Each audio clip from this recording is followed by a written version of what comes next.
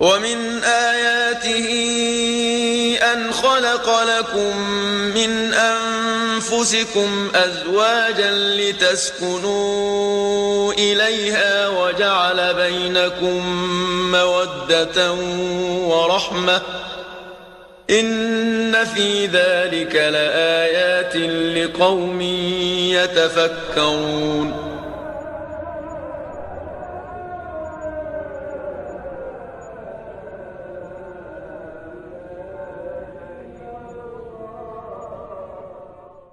بسم الله الرحمن الرحيم الحمد لله رب العالمين له النعمة وله الفضل وله الثناء الحسن وصلوات الله البر الرحيم والملائكة المقربين على سيدنا محمد أشرف المرسلين وجميع النبيين وآله وسلم.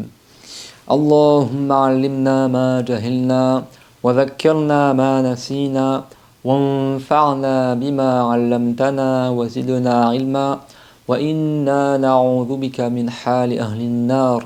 رب اشرح لي صدري ويسر لي أمري واحلل عقدة من لساني يفقه قولي آمين. أما بعد, Allah tabaraka wa ta'ala dit dans le Coran honoré وَتَعَاوَنُوا عَلَى الْبِرِّ وَالتَّقْوَى وَلَا تَعَاوَنُوا عَلَى الْإِثْمِ وَالْعُدْوَانِ, c'est-à-dire et entraidez-vous pour les œuvres de bien et l'obéissance à Allah, pour la piété, accomplir les obligations et éviter les interdits, et ne vous entraidez pas pour le péché et la désobéissance à Allah.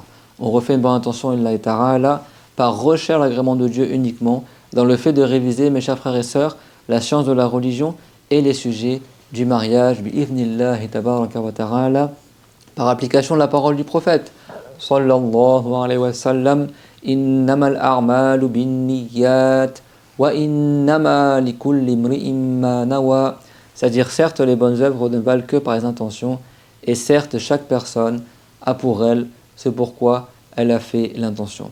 Le prophète Mohammed sallallahu alayhi wa sallam a dit dans le hadith thalathatun jidduhunna jiddun wa hazluhunna jiddun an-nikahu wat-talaqu war-raj'a. Ça veut dire il y a trois choses. Si elles sont dites en étant sérieuses, alors elles sont actées. Et si elles sont dites en plaisantant, alors elles sont également actées. Trois paroles, trois choses que si tu les dis en étant sérieux, ça compte. Et si tu les dis également en plaisantant, eh ben ça compte tout autant. Et il a dit le mariage, le divorce et la reprise en mariage. Donc mes chers frères, aujourd'hui, et mes chères sœurs, Inch'Allah Ta'ala, on va voir aujourd'hui que le mariage, comme on a vu dans le cours précédent, il s'engage par une formulation orale, mais également il se désengage par une formulation orale, et il peut se reprendre le mariage par une formulation orale. Et attention, cette formulation orale, qu'elle soit dite en étant sérieux ou en plaisantant, elle sera dans tous les cas comptée et actée. Donc le mariage, on l'a vu dans le cours dernier, le contrat oral entre le tuteur et le prétendant. Et le divorce, il a lieu par la parole. Allah tabaraka wa ta'ala dit dans le Coran honoré at-talaqu marratan fa imsakum bi ma'rufin aw tasrihun bi ihsan. Ça veut dire le divorce, c'est deux fois. C'est-à-dire que le divorce après lequel tu peux reprendre ton épouse en mariage, c'est 2 fois. Et après ces 2 fois-là, eh ben c'est soit la personne elle décide de divorcer sa femme une 3e fois et après c'est fini, il ne pourra plus se remarier avec son épouse, ou soit il retient son épouse de la bonne manière et il continue leur union. Allah tabaraka wa ta'ala a fait que l'homme a seulement 3 occasions de divorcer sa femme. Et les savants ils ont dit que si l'homme n'a que seulement 3 chances pour sauver son mariage, c'est pour que l'homme il évite de se précipiter à prononcer la formulation de divorce. La formulation de divorce peut être de 2 choses. Soit c'est une formulation explicite dans le divorce. Par exemple, il dit « je te divorce, je me sépare de toi, tu n'es plus mon épouse, je te divorce », des paroles explicites. Par exemple, il dit « salaqtuki, talaqtuki, faraqtuki » en arabe. Et donc les formulations explicites on ne regarde pas l'intention du mari lorsqu'il dit cette parole-là. Même s'il est en colère ou même s'il plaisante, s'il dit à sa femme « tu es divorcée », alors elle n'est plus son épouse.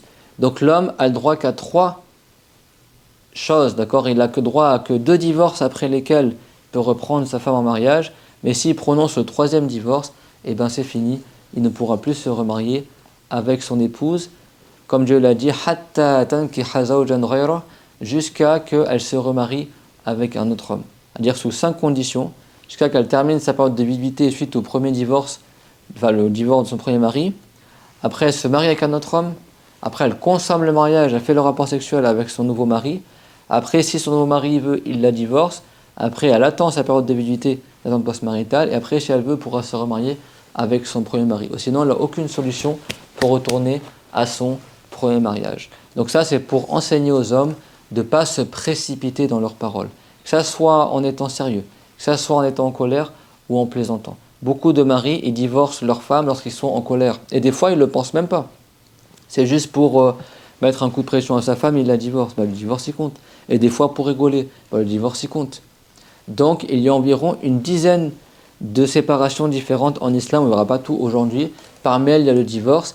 Parmi elles, il y a le khulur qu'on a vu dans le cours dernier. Le fait que la femme, elle propose de donner une somme de valeur au mari en échange de laquelle il la divorcera. Et également, parmi les choses qui séparent l'union de l'homme et de la femme, il y a les paroles d'apostasie, les paroles de blasphème, des paroles qui rabaissent l'islam, ou qui rabaissent Dieu, ou qui montrent une moquerie vis-à-vis de la religion. Ça également, chez les Hanafites et chez les Malikites, c'est comme s'ils étaient divorcés, c'est-à-dire qu'ils ne sont plus mariés. Et chez les Shafirites, ça dépend à quel moment la personne revient en islam. S'il revient rapidement en islam et qu'ils avaient déjà auparavant consommé le contrat de mariage, alors le contrat de mariage est simplement suspendu. Mais si la personne qui a apostagé dans le couple, il n'est pas revenu en islam et que la période de viduité s'est terminée, la ridda, eh ben, le contrat de mariage est annulé à partir du moment de l'apostasie. Et s'ils n'avaient jamais consommé le contrat de mariage et que l'un des deux il a apostagé, de fait par l'apostasie, le contrat est directement annulé. C'est pour ça que les savants ils disent que non seulement tu dois apprendre comment te marier, mais tu dois apprendre aussi qu'est-ce qui annule le contrat de mariage. Parce que c'est possible que la personne, elle ne sache pas qu'elle a divorcé sa femme et croit qu'il est toujours marié avec elle. En fait, il n'est plus marié avec elle, que Dieu nous en préserve. Amin. Et même certains ignorants, ils croient que pour que le divorce compte, il faut le dire 3 fois, qu'il faut faire un divorce triple. Et du coup, il aura divorcé sa femme dans l'absolu, directement, sans avoir des chances de la reprendre en mariage. Dieu l'a dit à Talaq ou Marwatan, le divorce après lequel tu peux reprendre ta femme en mariage, c'est 2 fois. Et après ces 2 fois-là, eh ben c'est soit tu divorces ta femme définitivement une 3e fois et tu ne pourras plus te remarier avec elle, ou soit tu la retiens et tu restes marié avec elle. Donc ça, c'est parmi les choses qui marquent la séparation de la femme de son mari. Allah tabaraka wa ta'ala dit وَلَئِنْ سَأَلْتَهُمْ لَيَقُولُنَّ إِنَّمَا كُنَّا نَخُوضُ وَنَلْعَبُ قُلْ أَبِاللَّهِ وَآيَاتِهِ وَرَسُولِهِ كُنْتُمْ تَسْتَهْزِئُونَ لَا تَعْتَذِرُوا قَدْ كَفَرْتُمْ بَعْدَ إِيمَانِكُمْ. Ça, c'est à l'époque du prophète, dans Surat At-Tawbah, il y avait des gens qui se moquaient de l'islam et du prophète et de Allah dans le dos du prophète. Et Allah Ta'ala, il les a dévoilés dans Surat At-Tawbah, cette sourate qu'on appelle Bara'a également, dans laquelle Dieu s'innocente des mouchriquines, et qu'Ibn Abbas il a nommé Al-Fadiha, la sourate qui a dévoilé les hypocrites, les munafiqines, ceux qui faisaient croire qu'ils étaient musulmans, alors qu'en fait, ils n'étaient pas musulmans. Et Dieu l'a dit, si tu leur posais la question, wala in sa'altahum, certes, je te répondrai, la yaqulunna innama kunna nakhudu wa nal'ab. Certes, nous faisions que parler comme ça, sans penser à ce qu'on dit, on jouait, on disait des paroles comme ça, insouciantes, et on rigolait, on jouait. Qul, dis-leur à ces gens-là, Muhammad, abillahi, est-ce que c'est de Dieu? Wa ayatihi, c'est ayat, le Coran, wa rasulihi, et son messager, kuntum tastahzi'un, dont vous vous moquez? Est-ce que c'est de Dieu, du Coran et du prophète alayhi salam dont vous vous moquiez? La ta'taviru, ne vous excusez pas, c'est-à-dire ne présentez pas cela comme excuse, parce que la moquerie et la plaisanterie et le jeu, ce n'est pas une excuse qui est considérée comme étant valable dans la religion. Qad kafartum ba'da imanikum, vous avez mécru après avoir montré la foi. Donc, si déjà la formulation de mariage, le divorce et la reprise en mariage ça compte que ça soit sérieux ou en plaisantant, alors que c'est pas haram à la base, alors que dire des paroles d'apostasie ou des paroles de blasphème. Et même le mensonge, dans certains hadiths, le prophète, alayhi salam, qu'est-ce qu'il a dit? Il a dit La yasluhul kadhibu fi jiddin wala fi hazal. Le mensonge, il n'est pas valable, ni en étant sérieux et ni en plaisantant. C'est pour ça que l'être humain, qu'il soit un homme ou une femme, il surveille sa langue. Combien de familles sont brisées à cause de la langue? Combien de cœurs sont brisés à cause de la langue? Alors fais attention mon frère et fais attention à ma sœur aux paroles que tu dis à ton époux ou aux paroles que tu dis à ton épouse. Car certaines paroles peuvent briser ton mariage.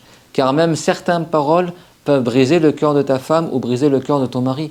Et même certaines paroles peuvent annuler ton islam. Waliyadhu billahi tabaraka wa ta'ala, que Dieu nous préserve de telles choses. Amin. Et donc le prophète alayhi salam, dans le hadith qu'on a cité, il a dit il y a 3 choses que si la personne les dit en étant sérieux, ça compte. Jidduhunna jiddun wa hazluhunna jiddun. Et s'il les dit en plaisantant, ça compte également. Il a dit le contrat de mariage, le divorce. Donc le contrat de mariage, on a vu dans le cours précédent que c'est une formule entre le tuteur et le prétendant. C'est-à-dire que même si eux, ils rigolent comme ça sur une soirée à la maison, par exemple, imaginons que tu as un jeune homme, tu as des gens dignes de confiance assis autour de la table, et le père, pour rigoler, il dit « Ah bah tu sais, mon cher ami, je te marie ma fille, soi-disant pour une dot de 50 €. Et lui, pour rigoler, il dit « Ah bah j'accepte ce mariage. » Et il y avait des témoins autour, et ben le contrat, il est valable. Même si c'était pour rigoler. Après, il se retrouve en galère ou pas, c'est autre chose, mais le contrat est valable. Même si c'était pour rigoler. Et pareil aussi pour le divorce. Des fois, il y a des gens pour rigoler, ils disent à leur femme « Ah bah t'es divorcé, ou si tu fais ça, t'es divorcé. » Ben ça compte. Faut faire attention à ça. Des fois, il y a des divorces conditionnés. Il dit bon, bah, sa femme, il est énervé, il dit et arrête, si tu continues à me parler, je t'ai dit, tu es divorcé, par exemple. Et la femme continue à parler, bah, le divorce, il tombe. Il a eu lieu. Alors il dit si tu sors, si tu franchis la porte du salon et que tu sors de la maison, alors tu es divorcé. Et la femme, des fois, pour exprès provoquer son mari, elle le fait quand même. Et bien le divorce, il a lieu. Faire attention à ce qu'on appelle la talaq al-mu'allaq, le divorce conditionné. Si quelqu'un n'a pas pris la religion, c'est possible qu'il divorce 100 fois sa femme sans le savoir. Et ils continuent à vivre ensemble. Et c'est rigolo et en même temps c'est triste, parce que ça se passe malheureusement. Et des fois, il y a des gens, et ben, ils n'acceptent pas que leur femme est divorcée. Et des fois, ben, si quelqu'un divorce sa femme par 100 fois, les savants ils disent que ça compte comme un divorce par 3, et tout ce qui est en plus, ça compte pour rien du tout. Et ça compte comme un divorce triple. Ou si quelqu'un il répète 3 fois la formation de divorce, il dit soi-disant à sa femme, tu es divorcé, tu es divorcé, tu es divorcé. En visant par cela 3 divorces consécutifs, et ben c'est fini, il ne peut plus se marier avec elle. Mais s'il vise uniquement l'insistance, et des fois tu répètes 3 fois la même chose pour bien qu'elle comprenne ce que tu as dit, mais toi tu ne vises pas que tu répètes le divorce, dans ce cas ça compte comme un seul divorce. Et puis il y a des règles, faire attention à ça. Et si quelqu'un est muet et qu'il a fait un signe qui montre que les divorces est de manière explicite, ça compte comme un divorce explicite. Quand la formation de divorce est explicite, on ne regarde pas l'intention de la personne. Mais des fois il y a des divorces implicites, c'est-à-dire qu'il dit une formulation qui dans la langue peut avoir le sens du divorce, ou elle peut avoir le sens du divorce, mais un autre sens. Par exemple, s'il dit « retourne chez ta mère » ou « rhabille-toi, remets ton voile », bah, s'il vise par sa parole « retourne chez ta mère » qu'elle est divorcée, ça compte comme un divorce. S'il vise juste « retourne chez tes parents » et il ne veut pas la divorcer, ça ne compte pas comme un divorce. Parce que c'est des paroles dans la langue qui peuvent admettre par figure de style le divorce, de manière indirecte, ou autre que le divorce. Normalement, la femme, si elle est divorcée, elle ne peut plus se dévoiler devant son ex-mari. Donc s'il dit remets ton voile, par exemple, dans le sens que c'est plus son épouse, donc il dit ça pour lui faire comprendre qu'elle est divorcée, bah, ça compte comme un divorce. Ça, c'est ce qu'on appelle kinaya. D'accord, c'est un divorce par sous-entendu. Donc là, on regarde l'intention que la personne avait. S'il avait l'intention de divorcer, ça compte comme un divorce. S'il n'avait pas l'intention de divorcer, ça compte pas comme un divorce. Vous avez vu, il faut apprendre la religion. Il faut apprendre la religion. Et combien de gens divorcent leur femme et ils ne sont même pas au courant qu'ils ont divorcé leur femme. C'est pour ça que mon frère, ma soeur, oui, bien sûr, tu te maries pour rester avec ton épouse, pour qu'il y ait cette entente entre vous. Alors apprends qu'est-ce qui annule ton mariage pour protéger ton mariage. Tout comme tu apprends qu'est-ce qui annule l'islam pour protéger ton islam. Tout comme tu apprends c'est quoi les péchés pour préserver ta piété. D'accord ? Donc parmi les obligations pour celui qui veut se marier, c'est qu'il apprenne également par quoi le contrat de mariage est rompu. Et on termine par les 3 choses, donc ce qui est dit en étant sérieux ou en rigolant ça compte, que ce soit le mariage, le divorce et la reprise en mariage qu'on appelle la raj'a, c'est-à-dire que quand quelqu'un il divorce sa femme par une fois ou deux fois, comme l'a dit Dieu. Allah Ta'ala, at-talaqu marratan, le divorce après lequel tu peux reprendre ta femme en mariage, c'est deux fois. Donc qu'est-ce qui se passe? Eh bien si la femme, elle n'a pas terminé sa période de viduité, sa période de ridda, qui est la période d'attente post-maritale avant qu'elle puisse se remarier avec un autre homme, c'est une période qui, si elle a les menstrues, d'accord? Certains savants ont dit c'est 3 périodes de menstrues, certains ils ont dit c'est 3 périodes de pureté intermenstruelle. Si elle est enceinte, c'est jusqu'à qu'elle accouche, et si elle n'a pas de menstrues, c'est 3 mois lunaires. Par exemple, elle est en ménopause ou tel que cela. 3 mois lunaires. Donc la période de viduité avant que la femme elle puisse se remarier, c'est soit elle attend d'accoucher si elle est enceinte, même si c'est un jour après son divorce, ça se termine quand elle accouche. Soit si elle est menstrue, c'est 3 périodes intermenstruelles de pureté entre chaque période de menstrue. Et certains savants ils ont dit 3 périodes de menstrue, ça dépend entre les Shafi'ites et les Hanafites, il y a des divergences. Et si elle n'a pas de menstrue, par exemple elle est âgée, elle est en ménopause, alors c'est 3 mois lunaires. C'est clair? Donc si un homme il a divorcé sa femme et que cette période de viduité, de ridda, d'attente post-maritale ne s'est pas encore écoulée, alors l'homme peut reprendre sa femme en mariage sans avoir besoin de refaire un contrat de mariage. Il suffit juste qu'il dise à sa femme « Arjartuki ila nikahi » je te reprends à mon mariage. C'est le dit en français, c'est valable aussi. Et bien là, sa femme, elle redevient son épouse même sans refaire contrat de mariage. C'est clair? Et même s'il n'est pas là, il dit « je reprends ma femme en mariage » et elle redevient son épouse. D'accord? Ça, la reprise en mariage, il peut le faire uniquement si elle a divorcé sa femme une fois ou deux fois. Si elle a divorcé 3 fois, il ne peut pas la reprendre en mariage. C'est clair? Donc c'est juste si elle a divorcé une fois ou deux fois. En revanche, si la période de ridda, de viduité, elle est achevée et qu'il veut reprendre, elle s'est écoulée sa période de ridda et il veut prendre sa femme en mariage, il faudra qu'il refasse un contrat. Si la période de viduité s'est terminée, les 3 mois lunaires sont écoulés, ou elle a accouché, ou alors les 3 périodes de menstrues ou de pureté se sont achevées, dans ce cas-là, il peut toujours se remarier avec son ex-femme et il devra refaire un contrat avec le tuteur et les témoins, tout comme il a fait la première fois. C'est clair? Et donc le prophète, il a dit la reprise en mariage, rajra, et bien c'est pareil. Si quelqu'un il le dit en plaisantant, ça compte comme étant une reprise en mariage.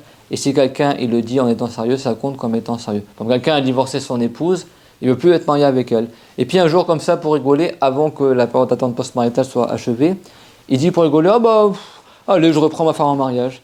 Et bien, qu'il lui veuille ou non, sa femme, elle redevient son épouse. Son ex-femme, elle redevient sa femme. C'est clair, mon tout le monde? Thalathatun jidduhunna jiddun wa hazluhunna jiddun an-nikahu wa-talaqu wa-raj'a. Il y a 3 choses. Si tu les dis en étant sérieux, ça compte. Et si tu les dis en plaisantant, ça compte également. Le mariage, le divorce et la reprise en mariage. Vous avez vu, il y a des droits et des devoirs, il y a des choses importantes à savoir dans le contrat de mariage. Mais le mariage comporte une récompense éminente pour l'épouse vertueuse. Et en effet, Allah Ta'ala a fait savoir à son prophète que la femme qui est vertueuse, qui s'acquitte des droits de son mari, elle aura des hauts degrés dans la religion. En effet, At-Tirmizi, il rapporte dans un hadith qu'il a jugé Hassan, que le prophète sallallahu alayhi wa sallam a dit « Ayyuma mra'atin matat wa zawjuha anha radin dakhalatil jannah » N'importe quelle femme qui décède alors que son mari était satisfait d'elle, elle entrera au paradis. C'est-à-dire que cette femme-là, si elle décède et que son mari était satisfait d'elle, il lui a dit que ça c'est une femme qui m'a donné satisfaction, cette femme-là, elle aura la garantie, Inch'Allah, de rentrer au paradis. Donc l'agrément du mari, c'est une cause pour avoir l'agrément du Créateur. Tout comme également, et ça c'est pas spécifique de la femme envers l'homme, n'est-ce pas que le prophète alayhi salam, il a dit ridallahi fi ridal walidain, que l'agrément de Allah est dans l'agrément des parents. C'est-à-dire même l'homme, s'il a l'agrément de sa mère, c'est une cause pour qu'il rentre au paradis sans châtiment. D'accord? Celle qui a le plus de droits sur l'homme, c'est sa mère, et celle qui a le plus de droits sur la femme, c'est son mari. Donc, il y a des gens qui ont des droits éminents sur la femme, et il y a également des gens qui ont des droits éminents sur le mari. Et n'est-ce pas que la mère de l'homme, c'est aussi la femme de son père? Donc même l'épouse, c'est celle qui a le plus de droits sur son propre fils. Donc en islam, la femme a des droits, tout comme l'homme a des droits. Et Dieu nous a fait savoir que la femme, si elle remplit les droits de son mari, et qu'elle décède et que son mari est satisfait d'elle, c'est une cause pour entrer au paradis. Et également l'homme, s'il remplit les droits envers sa mère et qu'il décède et sa mère elle est satisfaite de lui, également c'est une cause pour qu'il rentre au paradis sans châtiment. En tout cas, je vous recommande le bon comportement envers vos épouses et vous les épouses envers vos maris, également le bon comportement envers vos parents. D'accord? Et parmi les codes de châtiment dans le bas monde, c'est que la personne a un mauvais comportement envers ses parents. C'est rapporté que certains compagnons sont allés voir le prophète Mohammed et lui ont demandé Ya Rasulallah, man abar, ô Messie de Allah, vers qui je fais le plus de bien. Et dans une version, man ahaqqu bi husni sahabati, ça veut dire mon sahabati, ça veut dire ô Messie de Allah, c'est qui est le plus en droit d'avoir une bonne compagnie.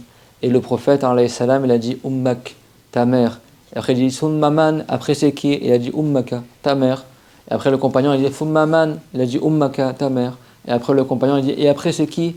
Et après il a dit c'est ton père. 3 fois le prophète a dit ta mère, ta mère, ta mère. Donc là, celle qui a le plus de droits sur l'homme, c'est sa mère. Et ta mère, c'est la femme également de ton père, c'est ton épouse. Et ton père, celui qui a le plus de droits sur ta mère. D'accord?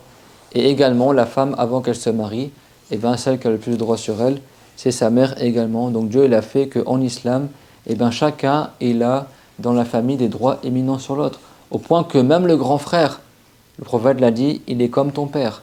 Et ta grande sœur, elle est comme ta mère. Et ton oncle est comme ton père. Et ta tante est comme ta mère. C'est-à-dire que tu respectes ta tante comme c'était ta mère. Tu respectes ta grande sœur comme c'était ta mère. Tu respectes ton oncle comme c'était ton père. Tu respectes ta tante comme si c'était ta mère. Et tu respectes ton grand frère comme si c'était ton père. Et ça, c'est la beauté en islam. Allahu tabaraka wa ta'ala dit dans le Coran honoré Inna Allah ya'muru bil adli wal ihsani wa ita'i dhil qurba wa yanha 'anil fahsha'i wal munkari wal baghi ya'idhukum la'allakum tadhakkarun. Certes, Allah ordonne al-adl, l'équité, c'est-à-dire le respect des droits de chacun. D'accord? Ça n'implique pas forcément l'égalité, parce qu'on n'est pas tous égaux physiquement, ni mentalement, etc. Mais l'équité dans les droits. Wal ihsan, la bienfaisance. Wa ita idhil qurba, que ce soit la bienfaisance envers l'homme ou vers la femme, les enfants ou les grands. Le prophète l'a dit Laysa minna man lam yuwaqqir man lam yalham saghirana wa yuwaqqir kabirana. N'est pas sur notre sunna, sur notre voie complète, celui qui n'est pas miséricordieux envers les petits, envers les cadets, et qui n'est pas respectueux envers les aînés. Donc la bienfaisance, al-adli wal ihsan wa ita'i dhil qurba, et le maintien des liens familiaux. Wa yanha 'anil fahsha, et il interdit les grands péchés comme la fornication et le rapport interdit qu'on a vu dans le cours précédent qui annule la lignée familiale. Parce qu'un enfant qui est né de fornication, il n'est pas affilié à son père, il n'est pas rattaché dans la lignée familiale à son père. Wal munkari wal bari, et l'interdit le munkar, et al bari l'injustice. Ya'idhukum la'allakum tadhakkarun. Ya'idhukum la'allakum tadhakkarun. Dieu vous exhorte, puissiez-vous réfléchir. Donc, comment notre belle loi de l'islam est magnifique. Et le prophète, alayhi salatu wassalam, a dit La tu'addi al-mar'atu haqqa Allahi hatta tu'addi haqqa az-zawj. La femme ne sera pas acquittée pleinement de son obligation envers Allah tant qu'elle ne s'est pas acquittée pleinement du droit de son mari, comme il le rapporte Ibn Majah et Ibn Hibban dans son Sahih. Ça ne veut pas dire qu'il n'y a que des droits de la femme envers le mari, d'accord? Ou le mari sur la femme également, comme on le verra dans les cours prochains, Inch'Allah. La femme a des droits éminents dans le mariage, et on verra qu'en islam, la femme a beaucoup de droits duquel le mari a la lourde charge de s'acquitter, tout comme également le mari a des droits envers son épouse, qui est aussi quelque chose qui est important pour s'acquitter pour la femme. Que Dieu nous accorde la baraka dans nos mariages et qu'il fasse qu'on soit des gens vertueux. Et on termine par ce hadith rapporté par Muslim de Ramlullah, fils de Ramar, que le messager de Allah sallallahu alayhi wa sallam a dit Ad-dunya matar wa khayru matar ad-dunya al-mar'atu as-salihah. À dire le bas monde, c'est des matars, des jouissances. D'accord? À la base, matar, ça ne veut pas dire les provisions, c'est-à-dire les choses qui te procurent du bonheur et du plaisir.